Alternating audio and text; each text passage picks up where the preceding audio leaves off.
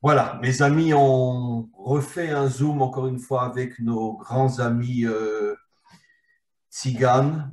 Et aujourd'hui, on va aborder un sujet qu'on ne pouvait pas ne pas aborder parce que c'est un sujet délicat. C'est un petit peu le genre de sujet que moi j'appelle un champ de mine. Ça veut dire qu'il faut faire attention où on va mettre son pied pour ne pas exploser.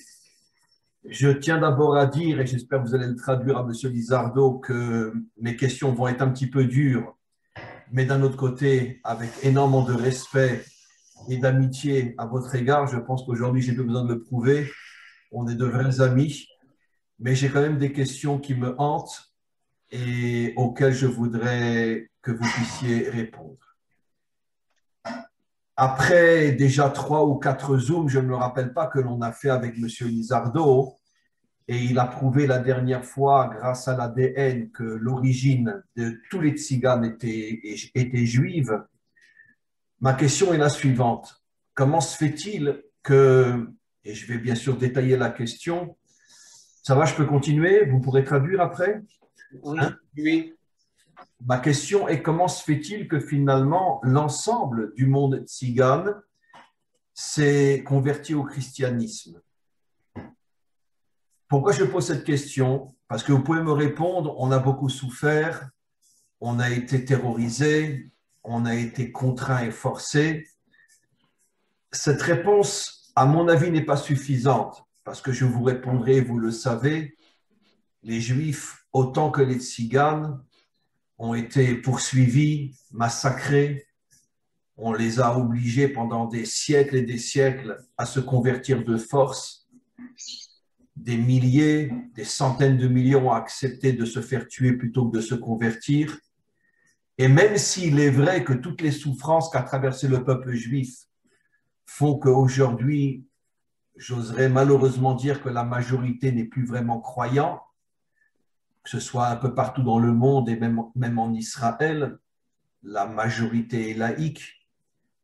Et même s'il y a eu effectivement dans le peuple juif énormément de conversions à d'autres religions, même la religion chrétienne, surtout à l'époque de l'Inquisition, malgré tout, il est toujours resté un noyau qui, jusqu'à aujourd'hui, est prêt à mourir plutôt que de nier ses origines et son identité profonde.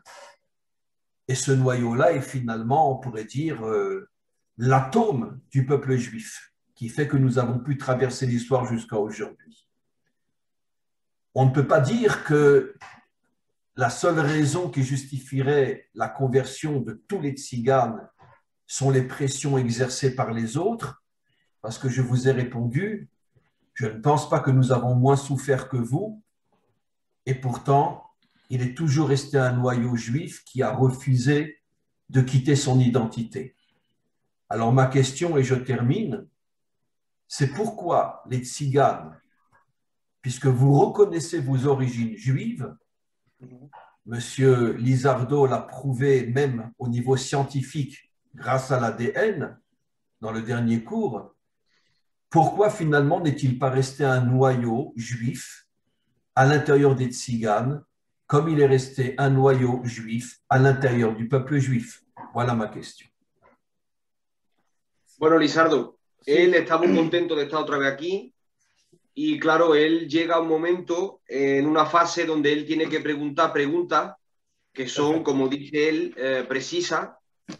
Él, como dice él, hoy en día pues hemos creado una amistad, una relación estable, amistosa, muy buena, pero si nosotros reconocemos nuestro origen judío y si reconocemos que nuestro origen israelí, entonces él su pregunta, ¿por qué el gitano, aunque haya sufrido enormemente, porque los judíos, aunque hayan sufrido enormemente, siempre ha quedado un puñado que ha conservado? Entonces él su pregunta, ¿por qué el gitano no conserva el judaísmo? Bueno, eh, quiero decir que es que depende de lo que llamemos conservar el judaísmo, porque en realidad para el gitano nunca ha dejado de practicar lo que conocía en cuanto a la Torá. Por lo tanto, aún cuando los gitanos aceptaron a Jesús como Mesías, han seguido guardando lo mismo. ¿Me explico? Es decir, por ejemplo, para dar una explicación, los gitanos Gabor, que son los que yo creo que son los anti-Ganoi, ellos hasta el día de hoy guardan el sabá, ¿vale? Sin embargo, ellos llega un momento que se convierten a el adventismo, porque los adventistas guardan el sabá, aceptan a Jesús como Mesías, pero entienden que no han dejado, y además hay documentales que lo dicen, que no han dejado de practicar sus leyes, la ley de la Torá. Nosotros, exactamente igual. Es decir, hemos aceptado a Jesús como Mesías, pero para nosotros no hemos dejado de practicar la Torá. No te oigo. Oui, alors, donc monsieur répond que il opère une distinction entre les coutumes qui sont dictées par la Torah et ensuite, c'est-à-dire l'habitude, le fait que les tziganes se soient en effet convertis. Donc, il dit que, convertis au christianisme, il dit que les lois qui sont dans la Torah n'ont jamais été, les lois on entend dans le sens du Deutéronome par exemple, ou dans le sens des Lévitiques, n'ont jamais été délaissées par les tziganes, même s'ils se sont convertis, ils ont continué et continuent toujours de pratiquer les lois du judaïsme encore aujourd'hui. Une question, Diego. Oui. Aujourd'hui, M. Lizardo mange kasher. C'est une loi explicite dans la Torah. Tu ne mangeras pas de porc, tu ne mélangeras pas le lait et la viande. C'est explicite dans la Torah. Est-ce que c'est le cas des tziganes aujourd'hui? El rabino Sí. pregunta, porque precisamente ahí va con una pregunta que va directo al grano, ¿no? Lo está Sí. preguntando si nosotros hacemos Shabbat y si nosotros comemos, comemos los alimentos que abstiene la Torá. Que abstiene la Torá. Por ejemplo, aquellos gitanos que no, como los Gabor, como los Caldera y algunos otros, siguen guardando el Sabbat en el conocimiento que tenían. Porque si comparamos con los judíos comían cerdo. ¿Por qué? Porque en España y en otros países europeos ellos no podían dejar de comer cerdo porque si no les acusaban de judaísmo. Entonces, hay gitanos, por ejemplo, que no comen alemanes inmundos, los hay, y otros comen alemanes inmundos porque ha sido desde siglos que han sido obligados y han perdido ese temor. Pero a los judíos, exactamente igual. Yo conozco aquí a judíos en Cataluña que su padre me ha dicho, mis hijos comen cerdo. ¿Por qué comen cerdo? Pues porque llevan en España siglos y lo han perdido, pero son judíos. Entonces hay que tener una cosa muy en cuenta, que los gitanos somos judíos de nacimiento. ¿Me explico? Y el que es judío de nacimiento, ya sea gitano o sea español, comen todos cerdo, pero por eso no se puede decir no eres judío. ¿Me explico? Vale. Porque las circunstancias en España han sido distintas por la persecución. Alors, le monsieur répond qu'il y a chez des tziganes, par exemple, des caldeiraches qui continuent aujourd'hui à ne pas manger des aliments impurs et à pratiquer le Shabbat. J'ai bien compris. Certains continuent, notamment les caldeiraches. Il dit ensuite que à sa connaissance, certains juifs aussi sont venus, comme par exemple en Espagne, à consommer du porc aussi, enfin des aliments considérés comme immondes, dû à la persécution. C'était, je crois, aussi le cas dans le Don Quichotte de Cervantes aussi, où il était obligé de ne pas de manger des aliments impurs. Donc lui, il considère, d'après ses propos, que nous sommes des juifs de naissance, et que si on ne pratique pas le judaïsme aujourd'hui, certains ont gardé cette coutume, et si d'autres ne l'ont pas gardée, tout comme certains juifs ne l'ont pas gardée, c'est parce que ça s'est perdu ensuite, comme coutume. Et il donne l'exemple d'amis juifs qu'il a à Barcelone et qui dit que leurs enfants mangent des aliments impurs tout en se reconnaissant, tout en étant juifs, c'est-à-dire de souche, si je dirais, de naissance.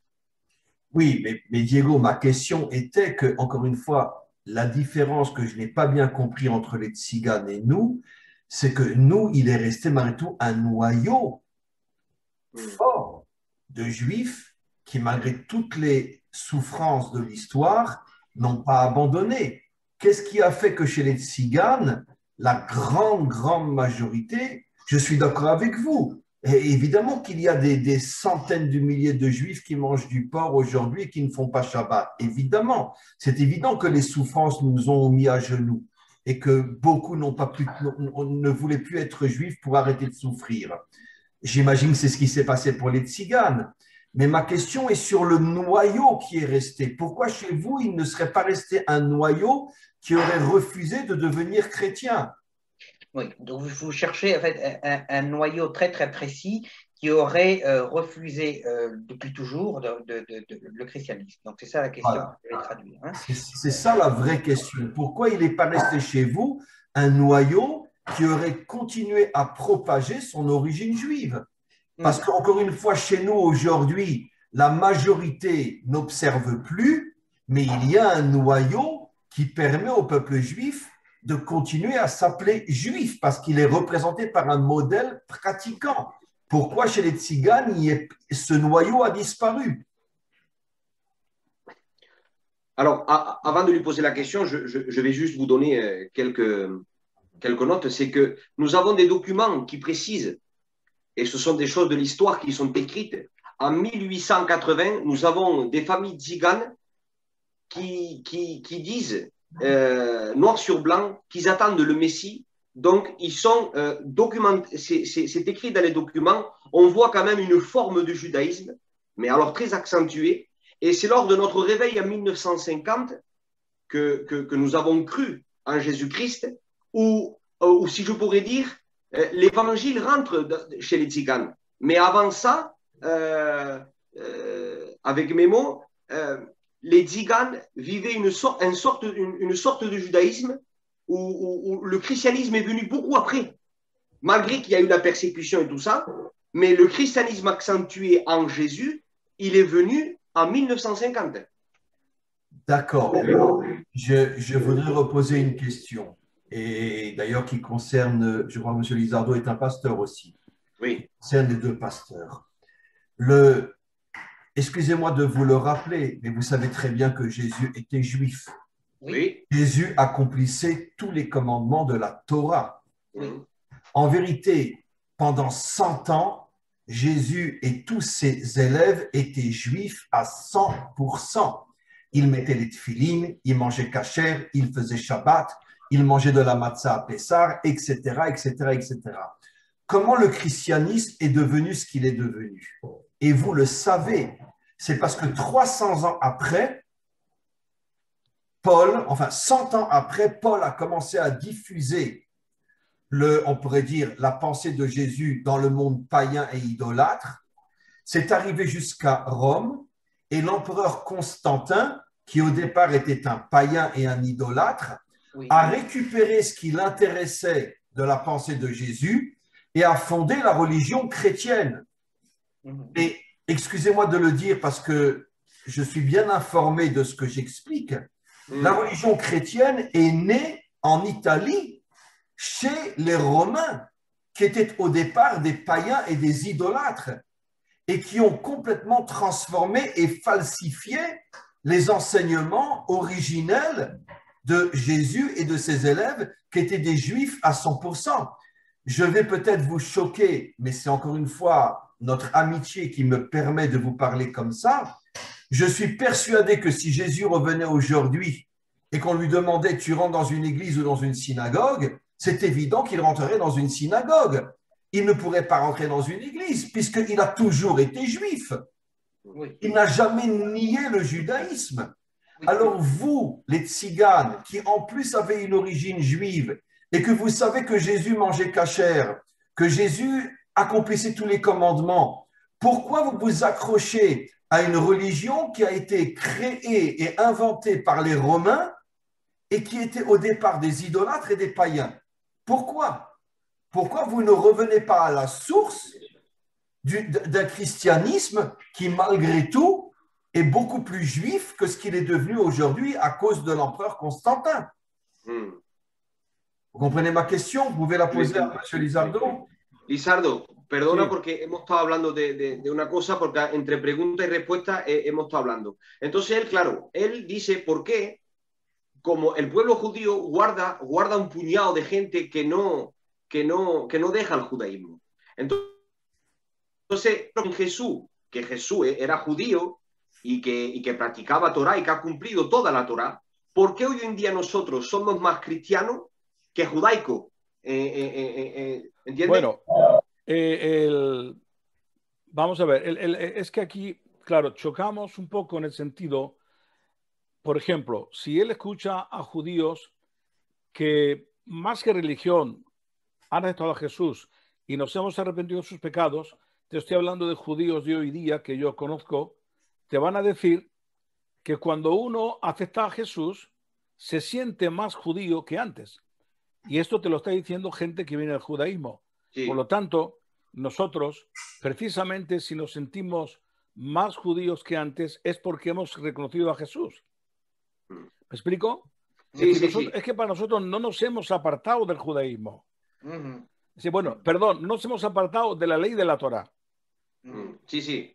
Nosotros, dile, estamos de acuerdo con todo lo que es de la Torá y no nos hemos apartado de ello. Vale. Y al aceptar a Jesús, no solamente nosotros, todos los judíos que han aceptado a Jesús se sienten más judíos que ningún otro. Y hay cientos o miles de testimonios de ello, porque hay algo en esto que nos da un llamado. Más o menos es esto lo que quiero decirle. Alors, il y a un point sur lequel j'aimerais revenir, parce que c'est très important, et j'ai fait mon mémoire universitaire sur le catholicisme, justement, et le Constantin, etc. Et donc, il y a des questions qui sont très précises. Puis vous n'êtes pas catholique, vous êtes évangélique, vous n'êtes pas catholique. Oui, non, ça c'était simplement un sujet d'étude de mémoire universitaire, hein, tout simplement. Je me suis toujours intéressé aux religions. Donc, effectivement, il y a eu, depuis l'empereur Constantin, une appropriation, un déracinement, un détournement du message du Christ. Ça, c'est évident, et ça a duré pendant des siècles. Mais bon, on a dénaturé le message du Christ, on a dénaturé le contexte, on a oublié les mentalités juives de l'époque et on les a plaquées sur les mentalités occidentales, c'est évident. Mais ce que le monsieur d'Espagne vient de dire, c'est-à-dire que depuis quelques années, il y a un changement, c'est-à-dire un revirement total dans la situation où nous comprenons aujourd'hui en tant que tziganes, non seulement nous comprenons, mais nous acceptons et nous sommes purement pour la pensée judaïque, et le fait que nous, alors le monsieur disait une chose qui est curieuse, c'est-à-dire que le fait d'avoir cru en étant au Messie, que le Christ était le Messie, nous rapproche, nous fait sentir encore plus proche de la Torah et non pas du christianisme catholique, puisque nous ne sommes pas des catholiques, et puis nous ignorons tous les concepts théologiques qui ont été forgés par Constantin ou par l'Église catholique après, ou tous les conciles. Nous sommes passés largement au-dessus de tout ça, et nous avons découvert le christianisme comme étant quelque chose de purement judaïque. Et donc, et c'est ça qui nous intéresse. Donc, en acceptant le Christ comme le Messie, cela fait de nous des Juifs messianiques, mais juifs tout à fait. C'est-à-dire que nous savons, nous comprenons, et nous avons très très bien compris que Jésus était juif y que nous somos juifs. Por otra parte, es muy importante decir que nosotros no nos hemos convertido a ninguna religión, ni al catolicismo ni a la evangélica. Nosotros hemos aceptado a Jesús como el Salvador y nos hemos arrepentido de nuestros pecados. Porque nosotros, aunque doctrinalmente se diga evangélico, pero lo que es que somos, que nos hemos arrepentido de los pecados y hemos aceptado a Jesús. No hemos entrado en ninguna religión.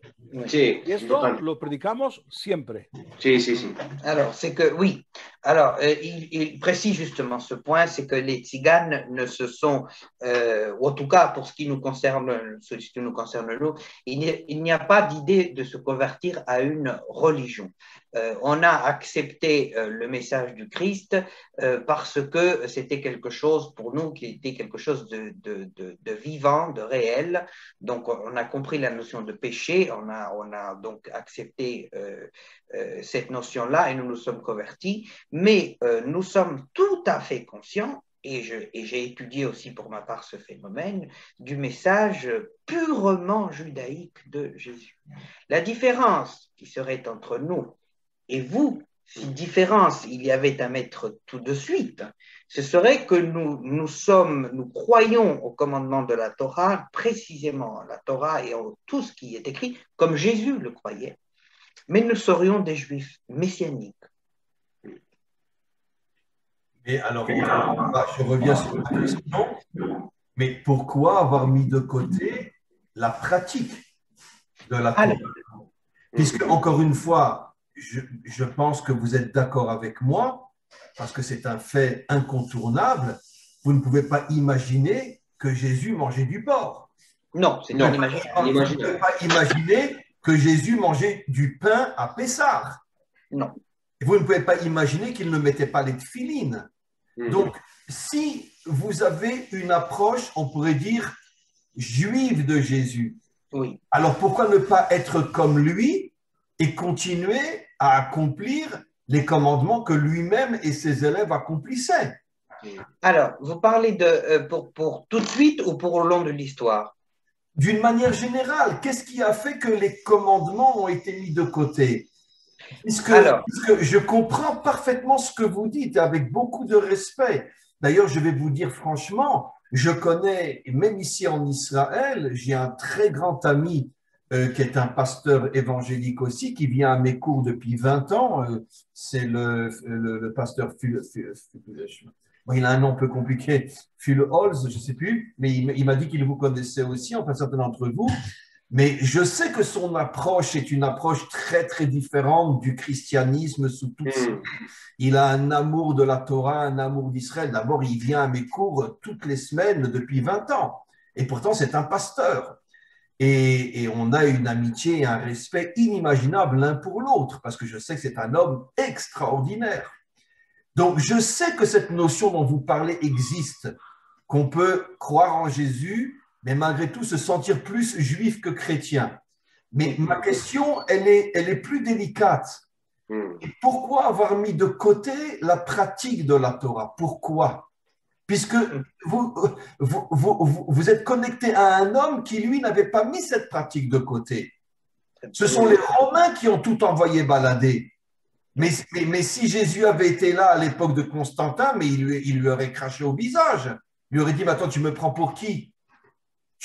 Quand tu transformes, tu falsifies mes propos. J'ai jamais dit qu'il fallait manger du porc. J'ai jamais dit ça.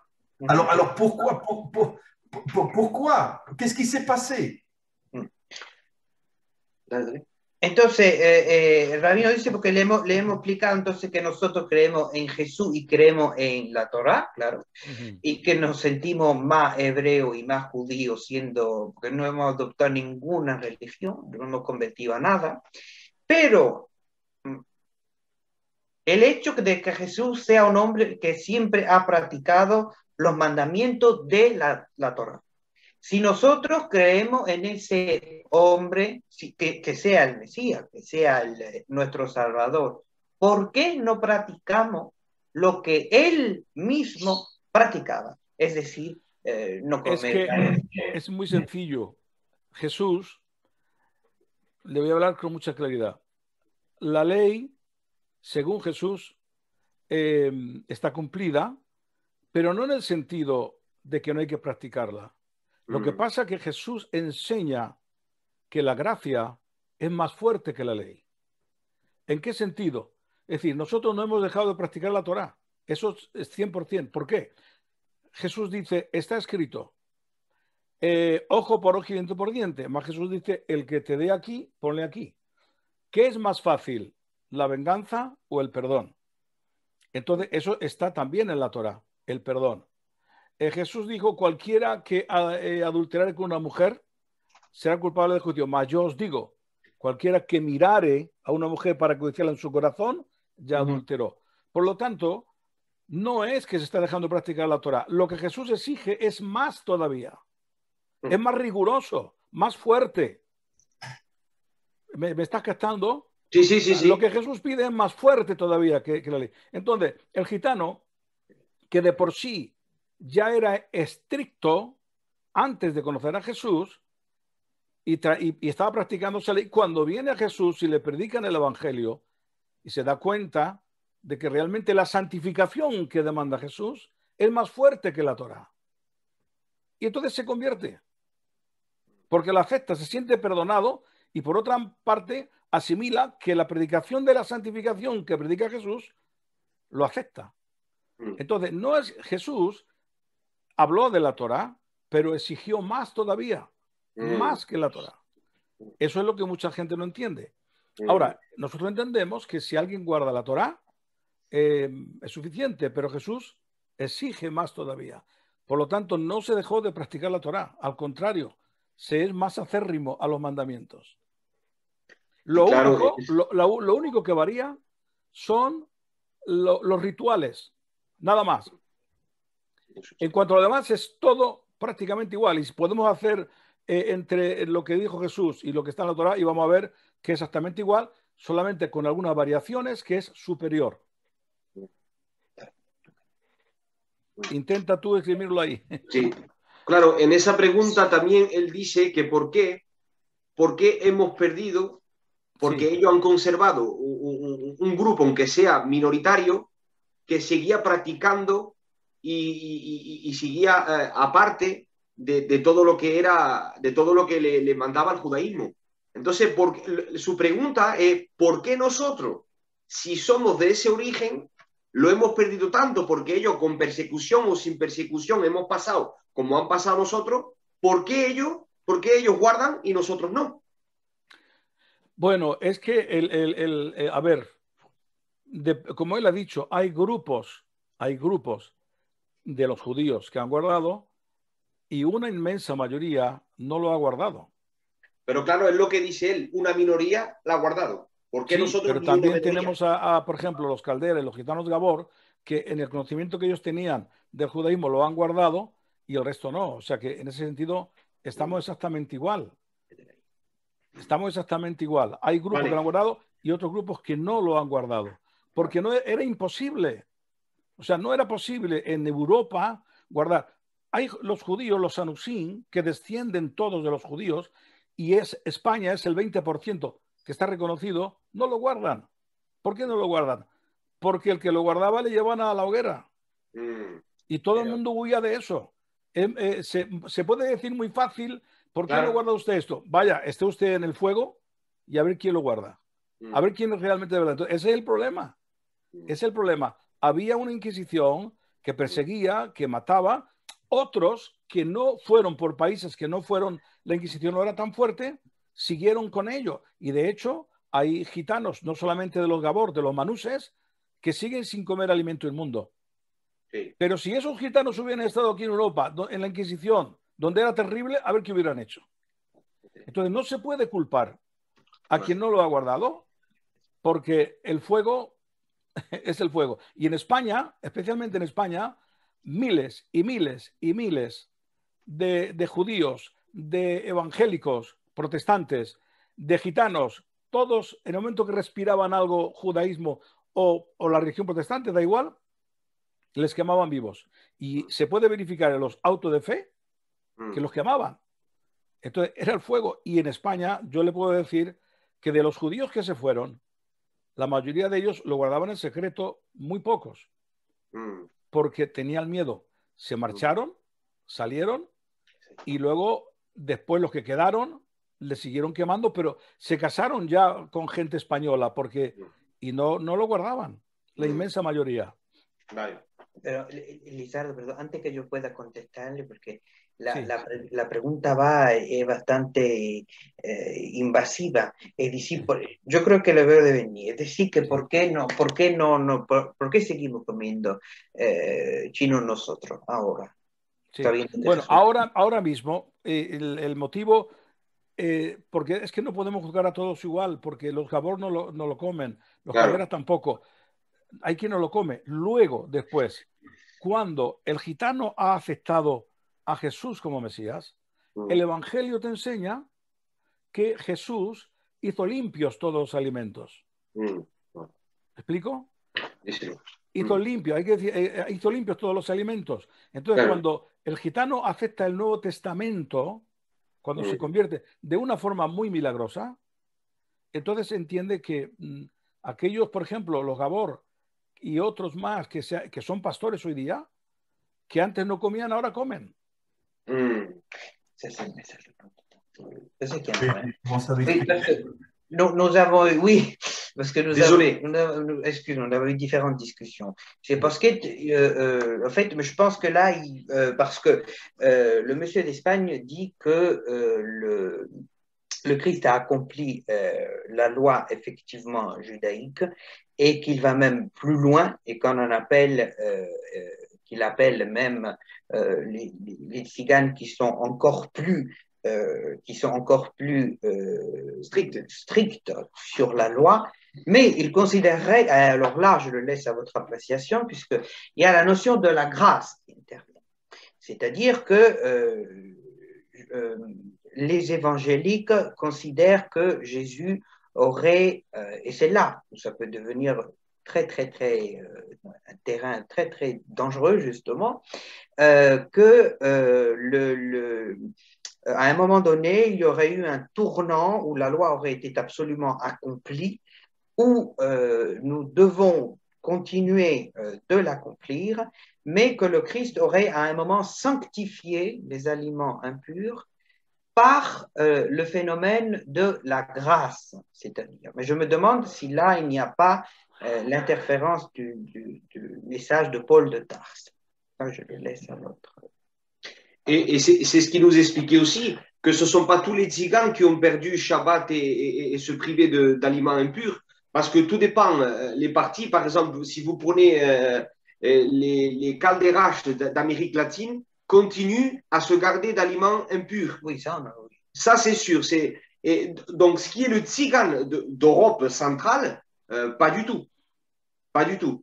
Mais dans différents endroits, les calderas, comme il a cité tout à l'heure, comme il a dit tout à l'heure, bon, les calderas, les roms, continuent certains aussi à s'abstenir de certains aliments et comme il a dit aussi, en Europe de l'Est, à garder le Shabbat. Donc, ce ne sont pas tous les tziganes, mais c'est majoritairement les tziganes d'Europe centrale. De los manús también hay gente que sigue sin comer alimentos inmundos. Alors, il y a des manouches en France ici, nos frères manouches, qui certaines familles continuent de s'abstenir de... Cuando Le Cosset va a predicar a los gitanos, eso está escrito en el libro Mi aventura con los gitanos, él en el libro narra, que nosotros lo hemos traducido del francés al español, él dice que cuando ve a los gitanos manús y otros que no comían alimentos inmundos, inmediatamente recordó que estaba escrito en el capítulo 15 de Levíticos. Y él se preguntó, ¿no serán estos gitanos judíos? Porque esos no comían. Alors, Pardon, oui. L'homme qui a fait le réveil chez nous en 1950, Clément Le Cossec.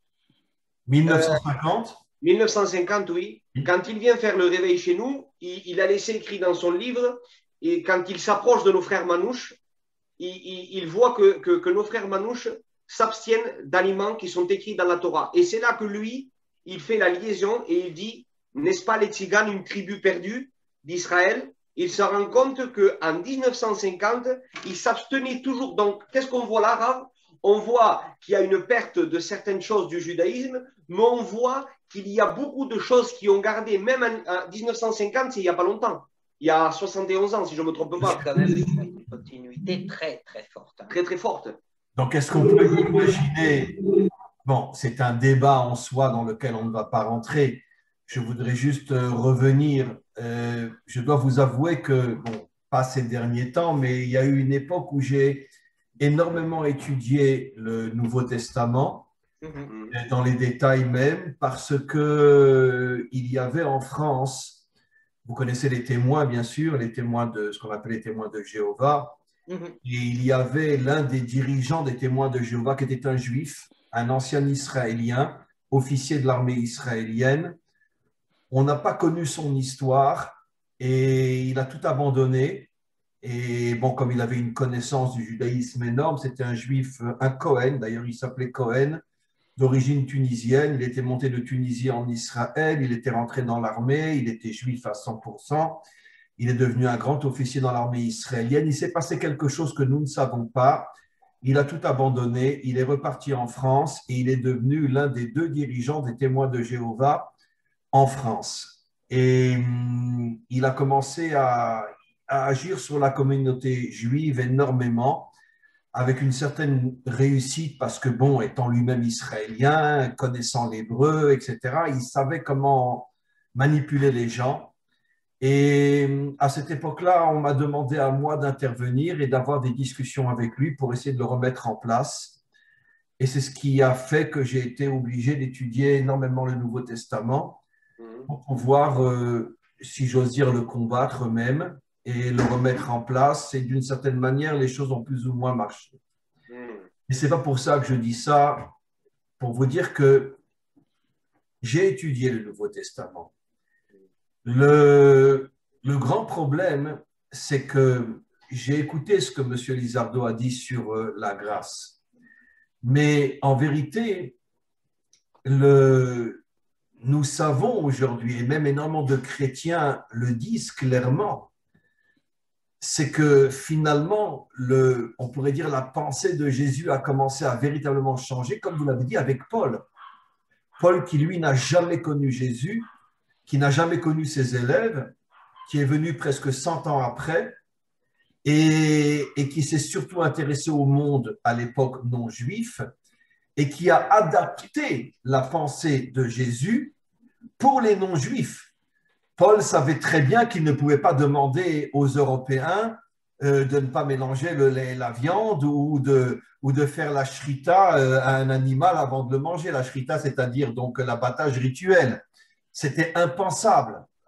Donc Paul, quand il s'est adressé aux nations, il a enlevé tout l'aspect, on pourrait dire, contraignant et il n'a sans que, on pourrait dire, le message plus spirituel. Voilà. Mais parce que Paul s'adressait au monde païen. Oui. Mais Paul lui-même accomplissait toute la Torah lui aussi. Exactement. Voilà. Mais il a compris qu'il ne pouvait pas transmettre la pratique à des gens qui se prosternaient devant des statues, qui étaient des païens ou des idolâtres. Il fallait leur transmettre un message, on va dire, beaucoup plus cool, beaucoup plus soft, d'accord, beaucoup plus facile. Donc, en vérité, avec tout le respect, encore une fois, pour M. Lizardo, toutes ces notions de la grâce qui a sanctifié la nourriture, etc., j'oserais presque dire que ce sont des enseignements de Paul pour pouvoir s'introduire à l'intérieur des nations. Mais ça ne concerne pas ni Jésus, ni ses élèves, ni Paul, ni tous ceux qui étaient juifs et qui s'intéressaient à la pensée de Jésus. Donc c'est pour ça que je pense, et j'en ai la conviction certaine, c'est qu'un jour viendra où, à mon avis, la grande majorité des tziganes reviendront à leur identité véritable et comprendront qu'eux doivent prendre pas seulement la partie, on pourrait dire, spirituelle de la Torah, mais aussi la pratique, parce que leurs origines juives, petit à petit, et surtout au moment de la délivrance finale, avec la venue du Mashiach, les ramènera finalement à leur identité véritable, comme à l'intérieur du peuple juif. Aujourd'hui, en Israël, on va dire sur 7 millions de juifs, je pense qu'il y en a 4 ou 5 millions qui ne mangent pas cachère, c'est évident qu'eux aussi reviendront. Vous comprenez? Ils reviendront eux aussi. Donc, c'est pour ça que je pense que, encore une fois, avec tout le respect et l'amitié la plus transparente et la plus profonde, je comprends ce que vous dites. Mais comme nous sommes certains que un jour, on pourrait dire, votre identité première va revenir comme un tsunami, elle vous ramènera à ce que vous auriez dû toujours être, mais comme un juif athée aujourd'hui qui ne croit en rien, qui reviendra lui aussi. Vous comprenez? Si je pourrais, avec votre permission, Oui, Rav, avec plaisir, bien donc sûr. j'essaie d'écouter depuis tout à l'heure en roulant en voiture, c'est pas évident. Donc si mes amis me le permettent aussi, il y a mamie et puis il y a les frères. Je pense, Rav, c'est que en fait il y a une grande méconnaissance de l'enseignement de Jésus et de ce qu'est le vrai, j'ai envie de dire, messianisme plutôt que christianisme. Parce que ce nom a été diabolisé et donc a raison aussi d'une fausse idée et théologie de ce que Jésus a voulu vraiment nous transmettre.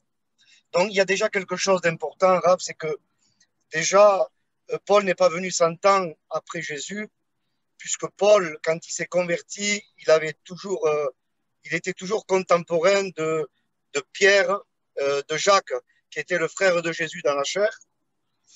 Donc il a côtoyé ces hommes-là et donc Paul est venu que très peu d'années après, déjà d'une.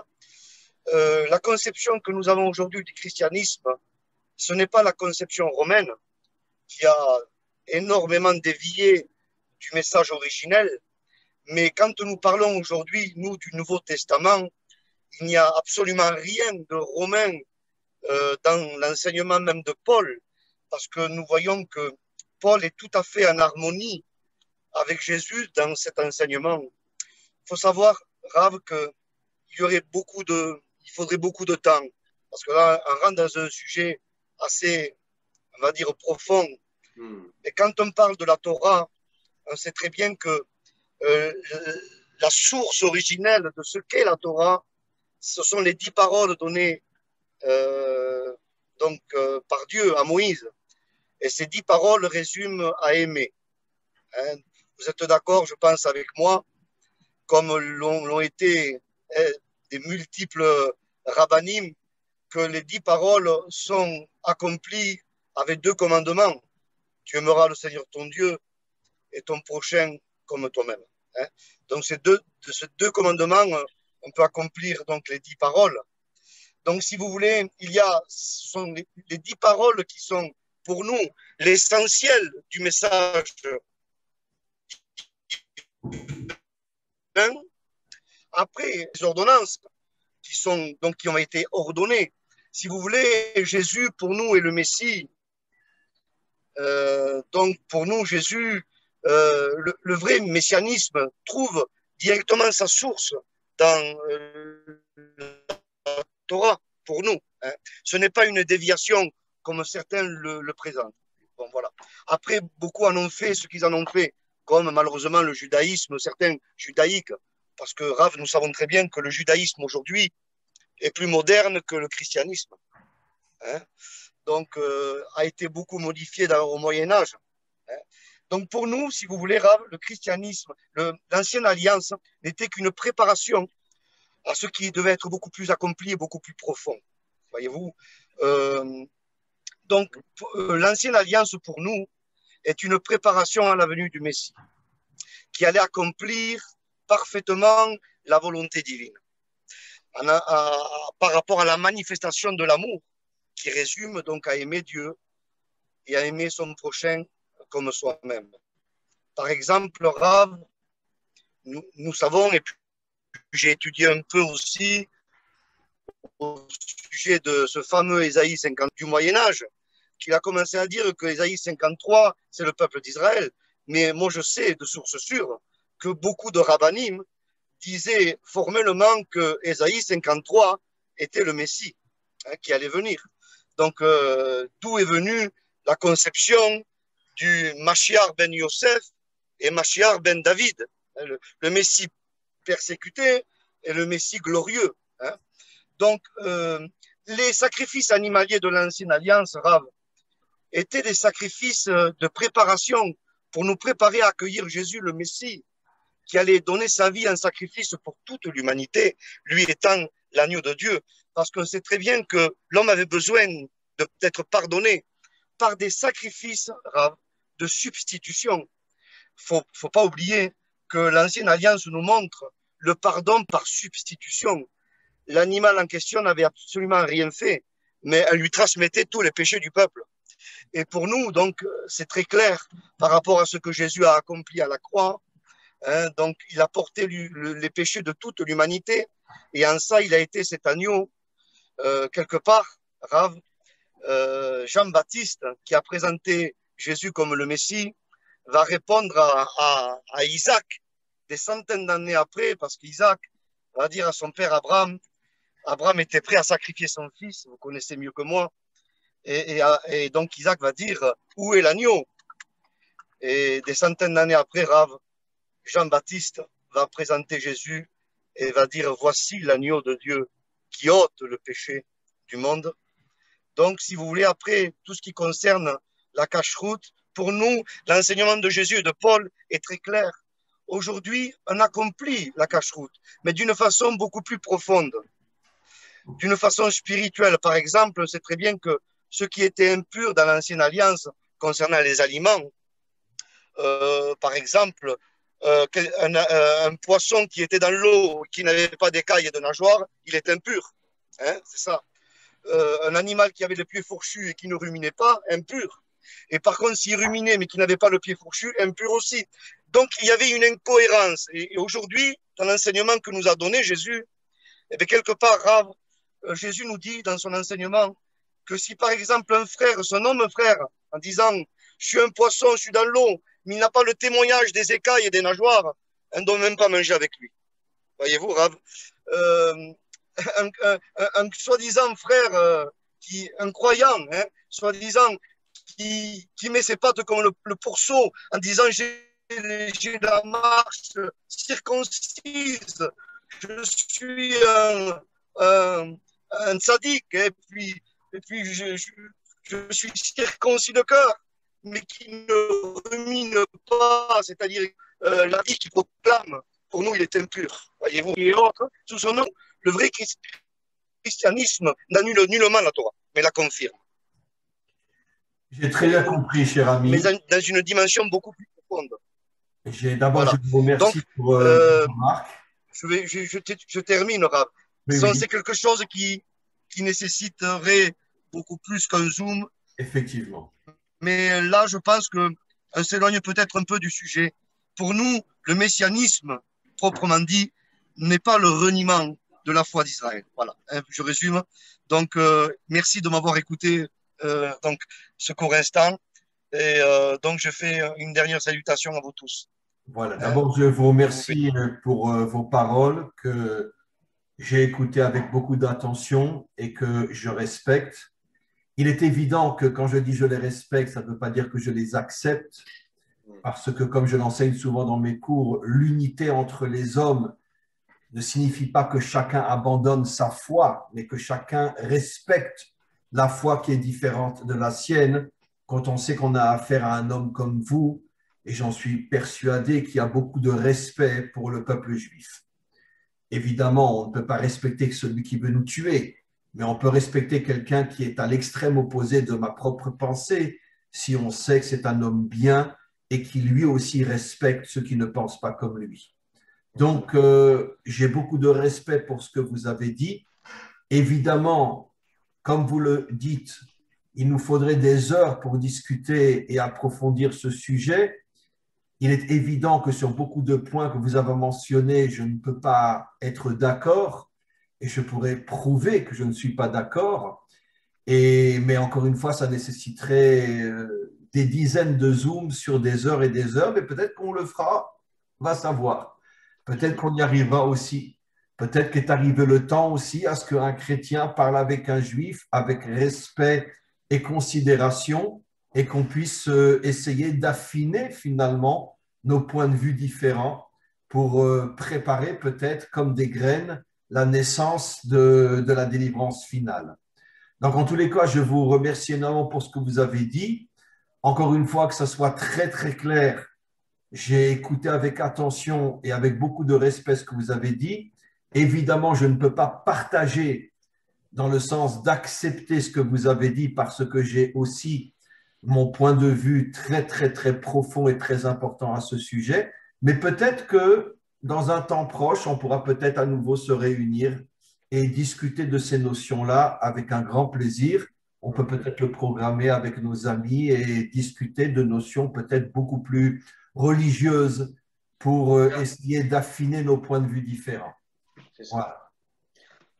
Alors, je voulais revenir à une question qui concerne Monsieur Lizardo, une question que j'ai suggérée tout à l'heure.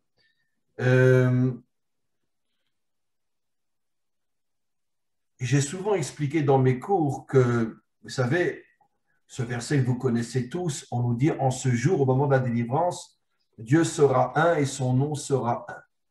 Comme on le dit dans le Shema Israël, écoute Israël, Hachem est ton Dieu, Hachem est un. Alors bon, le mot un en français, très difficile à expliquer, mais en hébreu, le mot un signifie l'unité.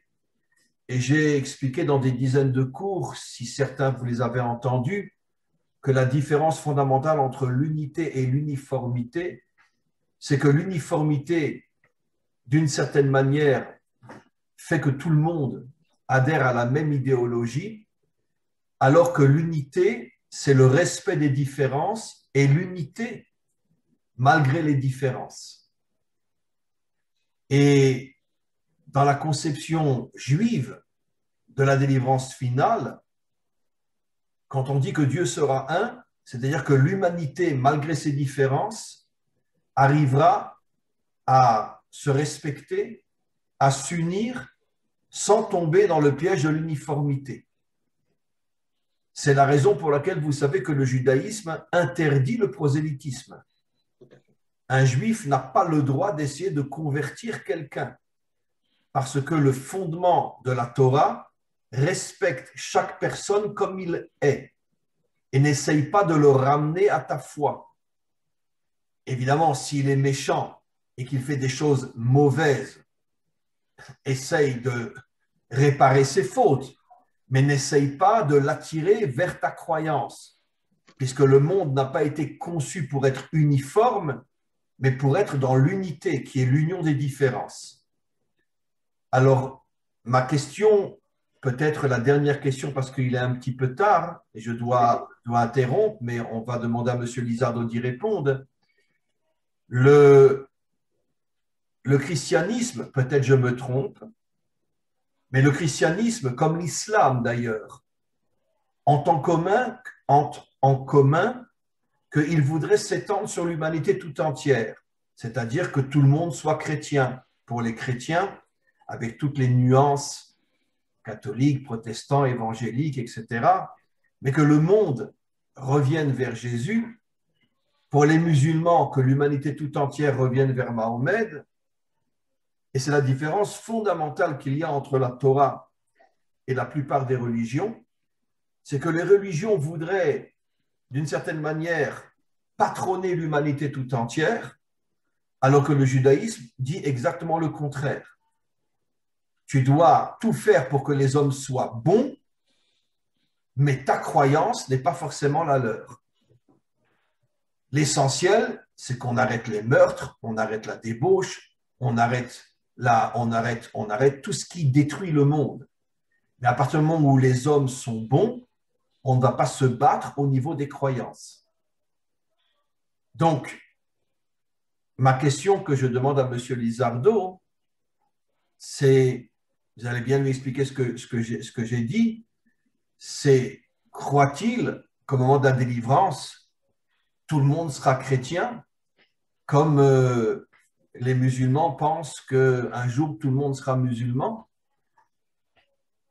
Est-ce qu'il pense ça? Ou bien il conçoit que même au moment de la délivrance, malgré tout, les différences resteront dans le monde, Mais comme l'homme sera devenu bon grâce au Mashiach, il y aura un respect pour les différences et une unité dans le monde et pas une uniformité. Voilà ma question.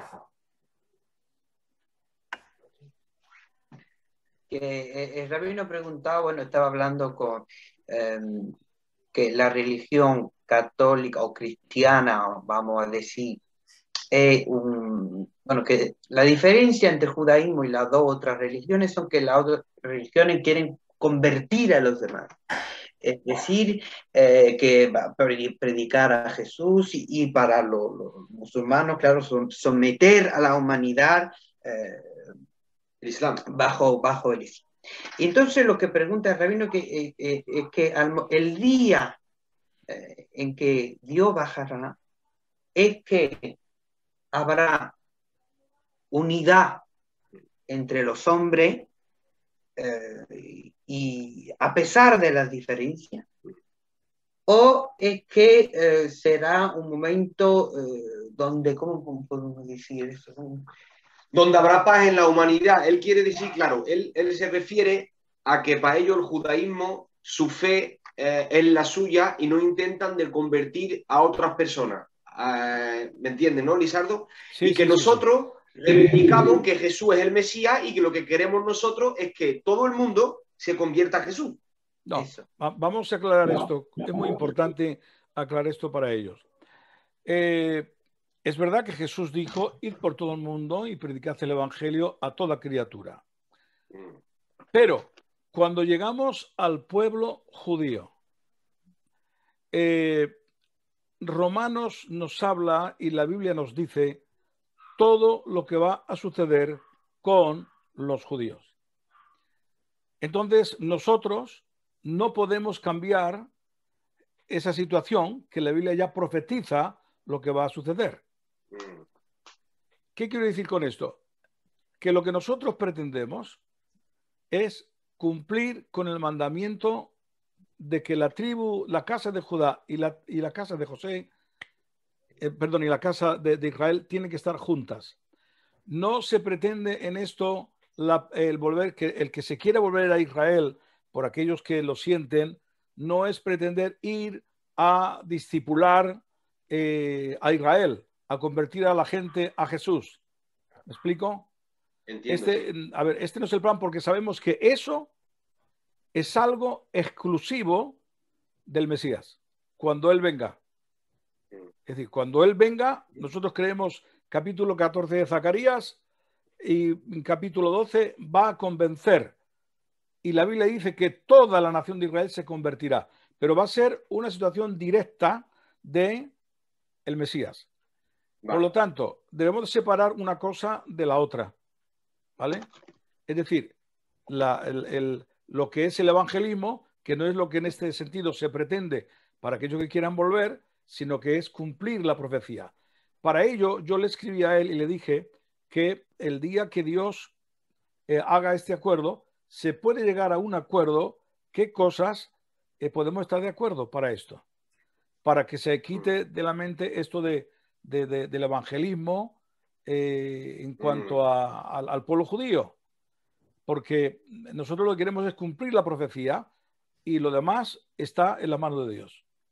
O sea, el motivo de querer volver no es para evangelizar al judío, sino es para cumplir la profecía, que es muy distinto. Cumplir con la profecía. Exacto.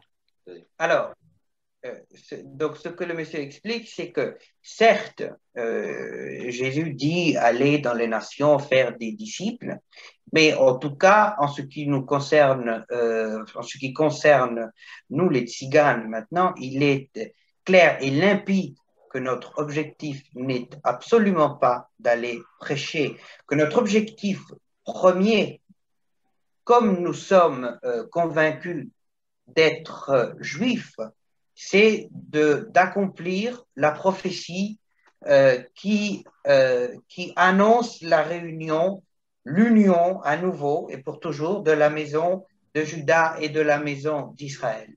Donc notre objectif, c'est d'accomplir cette prophétie et d'être dans l'unité, mais cette unité n'est pas entre nos mains, C'est-à-dire que ce qui a été annoncé, prophétisé, va s'accomplir de toute façon, et que ça, c'est entre les mains du Tout-Puissant. Donc, ça se passera comme il l'a dit. Notre objectif est tout simplement, nous nous sentons concernés par cette prophétie qui nous désigne comme juifs, et nous allons vers l'unité, et tout le reste n'est pas du tout entre nos mains, enfin, c'est entre les mains du Messie. Du Messie, voilà. Voilà, très bien. Mes amis, on va devoir mettre fin à notre discussion d'aujourd'hui, et je sais qu'elle-même que l'introduction d'une autre introduction, on est parti pour… je dois redire à notre ami dont je n'ai pas le nom, là, comment vous vous appelez, de Toulouse? Michael. Michael. Ah, vous avez un nom juif en plus, c'est très bien ça. Ben oui. Et donc, que ça serait bien si on pouvait refaire un zoom sur des notions peut-être qui touchent vraiment le cœur du conflit entre la Torah et le christianisme. Je pense qu'on est arrivé à une époque aujourd'hui où deux personnes qui se respectent peuvent être capables d'avoir des échanges et toucher des points essentiels, même si on termine notre discussion avec chacun restant sur ses positions. C'est absolument évident que je pense que le monde a besoin aujourd'hui de ce genre de confrontation dans le respect et l'amitié, chose qui n'est pas du tout évidente. Et peut-être qu'on programmera peut-être un Zoom ou deux sur ce sujet-là, si vous êtes d'accord, Michael. En tous les cas, je tenais à remercier M. Lizardo, une fois de plus, qui est vraiment un homme extraordinaire, un homme vraiment que j'apprécie énormément par sa sagesse, sa manière tellement, on pourrait dire, tellement franche, sincère et authentique de présenter les choses. Encore une fois, comme nous sommes différents sur de nombreux points, il est clair que je ne peux pas tout accepter, mais par contre, ce que des personnes comme vous, ce que vous dites, comme je sens que ça vient d'une source qui est véritablement respectueuse des autres, j'ai beaucoup de plaisir et beaucoup de respect à entendre ce que j'entends de votre part. Et comme je le dis toujours, l'unité n'est pas l'uniformité. L'unité, c'est la réunion des contraires, la réunion des différences dans le respect et dans l'amitié. Et c'est ce que nous essayons de faire entre nous. Et je sens véritablement que nous y arrivions, que nous allons y arriver de plus en plus fort. Donc, en tous les cas, je vous remercie à vous deux aussi, les deux cousins que j'aime et que j'apprécie tellement. Et vraiment, vous ne pouvez pas savoir à quel point vous comptez pour moi. Et donc, on programme une nouvelle rencontre et aussi prévoir, comme je l'ai expliqué, vous verrez avec Michael s'il est d'accord, de prévoir peut-être un Zoom sur un sujet peut-être beaucoup plus spirituel avec Michael aussi. S'il est d'accord, je l'accepterai avec plaisir. Et on se retrouvera dans quelques temps. Merci à vous tous et que le Maître du monde nous aide à être les graines de la réparation du monde, les graines de la délivrance finale, où régnera un respect et une amitié profonde entre tous les hommes et tous les peuples, malgré nos différences, malgré nos points sur lesquels nous ne voulons pas céder, mais que chacun d'entre nous sera capable de respecter même celui qui pense et qui vit différemment de lui. Est-ce que vous pouvez traduire ces quelques paroles à M. Lizardo? Lizardo, él está encantado porque tiene que cerrar. Tiene mucha admiración por la sabiduría y el aparo que tiene para hablar, porque lo chanela todo lo que las penales ha chanelado, ¿me entiendes? Sí. Entonces, aprecia mucho estas conversaciones, aprecia mucho todo esto. Está encantado con nosotros porque, claro, aunque haya diferencia en ciertos puntos, él dice que su amistad sigue siendo fuerte y quiere continuar porque está interesado y está cautivado por esto, ¿me entiendes? No, yo creo que tú puedes hablarle ya Sí. de lo que hemos hablado tú y yo. Sí, solamente una cosita, Rabino, que yo considero que es importante entender. Tenemos que cumplir lo que la palabra de Dios nos dice. Amén. La Biblia dice que la casa de Judá y la casa de Israel tiene que estar junta para que Israel esté completo. Esto es muy importante. Amén. Por encima que diferencias le aseguro que no hay. Entre el judaísmo bíblico y nosotros no hay diferencia. Eso lo podemos ir viendo en el futuro. Pero tenemos que caminar para cumplir la profecía. Porque le aseguro que no hay otro pueblo fuera de los gitanos que pueda ser la casa de Israel. Amén. Los gitanos españoles somos la tribu de José. Lo podemos certificar. Y a eso es lo que tenemos que ir. Por encima de cualquier diferencia. Se pueden llegar a pactos, se pueden llegar a acuerdos para el mutuo respeto profundo, pero dar cumplimiento a esa profecía. Si queremos, atención, que el Mesías venga, porque aunque nosotros creemos que Jesús y ustedes creen que no lo es, pero cuando el Mesías llega, es el mismo tiempo. Es decir, tanto Jesús como el Mesías que esperan los judíos vendrá en el mismo momento. Entonces, no discutamos sobre quién es el Mesías. Cuando llegue nos lo va a aclarar. Si entramos bajo ese acuerdo, podremos hacer muchas cosas, respetándonos mutuamente. No discutamos sobre quién es el Mesías, sino vamos a esperarle, porque nosotros también le esperamos. Y bajo ese paraguas podemos hacer muchos acuerdos y dar cumplimiento a la profecía. Luego, cada uno en su sinagoga, en su iglesia, predica lo que cree. Pero fíjense hasta dónde llego yo.